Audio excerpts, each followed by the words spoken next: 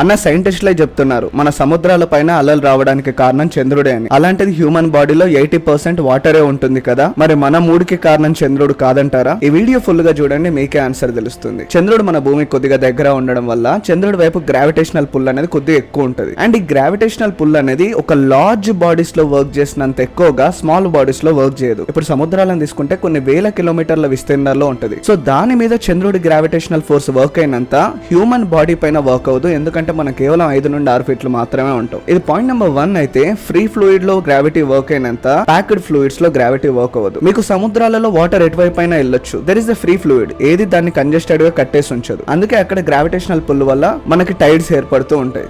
అదే హ్యూమన్ బాడీని కనుక తీసుకుంటే ఫస్ట్ ఆఫ్ ఆల్ మనకి 80% వాటర్ ఉండదు, అది చిన్నప్పుడు మాత్రమే ఉంటుంది. గ్రో అయిన తర్వాత ఒక 60% మాత్రమే ఉంటుంది. ఇక్కడ మన బాడీలో ఉన్న వాటర్ మొత్తం కూడా కంప్లీట్లీ సెల్స్ లో, బ్లడ్ వెజల్స్ లో ప్యాక్డ్ గా ఉంటుంది. ఒక్క మాటలో చెప్పాలి అంటే సముద్రం పైన 1.5 క్వాడ్రిలియన్ ఫోర్స్ ఉంటే హ్యూమన్ బాడీ పైన 0.000000001% మాత్రమే ఉంటుంది. జోక్ ఏంటి అంటే మన పైన ఏదైనా దోమ వాలితే దాని గ్రావిటేషనల్ పుల్ అనేది చంద్రుడి కన్నా 1000 టైమ్స్ ఎక్కువ ఉంటుంది.